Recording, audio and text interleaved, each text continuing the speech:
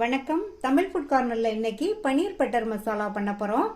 இது சப்பாத்தி, நான், புலாவ் இதுக்கெல்லாம் சைட் டிஷ்ஷா வச்சு சாப்பிட்றதுக்கு ரொம்ப ரொம்ப சூப்பரா இருக்கும்.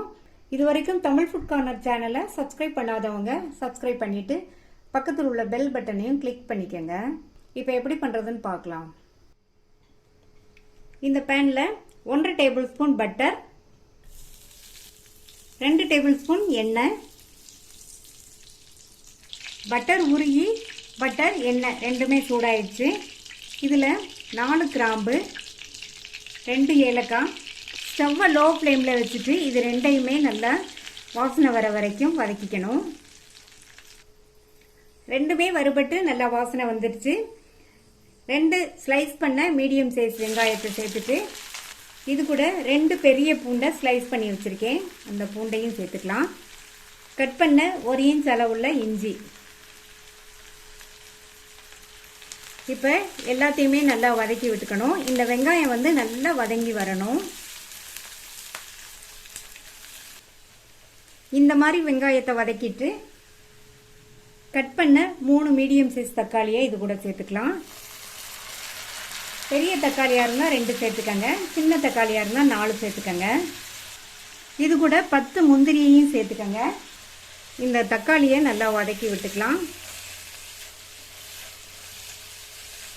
முந்திரி பருப்பு சேர்த்தா கிரேவி நல்லா க்ரீமியாக டேஸ்ட்டாக இருக்கும். இந்த மாதிரி தக்காளியை வதக்கிட்டு மூடி வச்சுருங்க. ஒரு 10 நிமிஷம் இருக்கட்டும். இந்த தக்காளி வதங்கி நல்லா மசிஞ்சு வரட்டும். தக்காளி எல்லாம் வதங்கி நல்லா மசிஞ்சிருச்சு.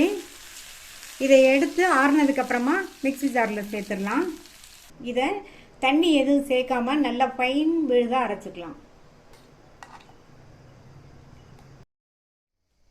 இந்த பேனில் 3 table spoon butter, 1 table spoon எண்ணெய்.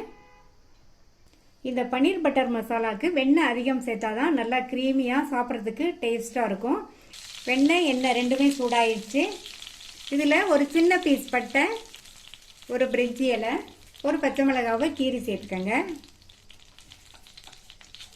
சேர்த்த 3மே நல்லா பொரிஞ்சதுக்கப்புறமா அடுத்து இதில் நல்லா நைஸாக அரைச்ச வெங்காயம் தக்காளி விழுதை சேர்த்துக்கலாம். இந்த விழுதை சேர்த்ததுக்கு அப்புறமா நல்லா ஒரு தடவை மிக்ஸ் பண்ணி விட்டுருங்க. இது கூட 1/4 டீஸ்பூன் மஞ்சள் தூள், 1 டீஸ்பூன் மிளகாத்தூள், 3/4 டீஸ்பூன் கொத்தமல்லி தூள், 1/4 டீஸ்பூன் சீரகத்தூள், 1/2 டீஸ்பூன் கரம் மசாலா தூள் எல்லாத்தையும் நல்லா ஒன்றா கலந்து விட்டு சேர்த்த மசாலா தூளோட பச்சை வாசனை போய் எண்ணெய் பிரிஞ்சு வர வரையும் இருக்கட்டும். ஓரங்கள்லாம் நல்லா எண்ணெய் பிரிஞ்சு வந்துருச்சு. இப்போ வந்து இதில் தண்ணி சேர்க்கணும்.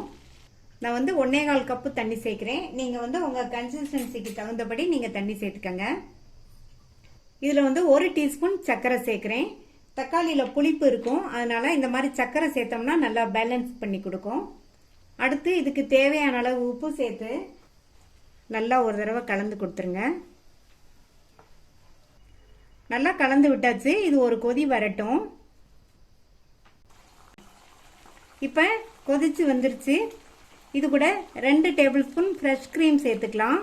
இது மாதிரி ஃப்ரெஷ் க்ரீம் சேர்த்தோம்னா டேஸ்ட் வந்து ரொம்ப ரொம்ப சூப்பராக இருக்கும். நான் வந்து ஃப்ரெஷ் க்ரீம் சேர்க்குறேன். அதுக்கு பதில் உங்கள்கிட்ட பால் இருந்தால் 2 டேபிள் ஸ்பூன் சேர்த்துக்கங்க. ஃப்ரெஷ் க்ரீம் சேர்த்துட்டு நல்லா ஒரு தடவை கலந்து கொடுத்துருங்க. அடுத்து பனீர் சேர்க்கணும். நான் 200 கிராம் பனீரை வந்து கட் பண்ணி வச்சுருக்கேன். இதை இதில் சேர்த்துக்கலாம். பன்னீர் சேர்த்து நல்லா லைட்டாக இந்த மாதிரி கலந்து விட்டுட்டு ஸ்டவ்வை சிம்மில் வச்சு மூடி வச்சுருங்க. 5 நிமிஷம் இந்த பன்னீர் கிரேவியோடு சேர்ந்து வெந்து வரட்டும். 5 நிமிஷம் மட்டும் வெந்தா போதும். அதுக்கு மேலே வெந்ததுன்னா பன்னீர் வந்து ரப்பர் மாதிரி ஆயிரும். இப்போ 5 நிமிஷம் ஆச்சு. பன்னீர்லாம் கிரேவியோடு சேர்ந்து நல்லா சாஃப்டாக வெந்து நம்மளுடைய பன்னீர் பட்டர் மசாலா ஆல்மோஸ்ட் ரெடி ஆயிடுச்சு. இதில் 1 டீஸ்பூன் கசூரி மேத்தி இலைகளை இந்த மாதிரி உள்ளங்கையில் வச்சு கசக்கி சேர்த்துக்கங்க. கடைசியாக இந்த மாதிரி கசூரி மேத்தி இலைகள் கசக்கி சேர்த்தோம்னா நல்லா வாசனையாக இருக்கும். இதில் கொத்தமல்லி இலைகள் சேர்த்துடலாம்.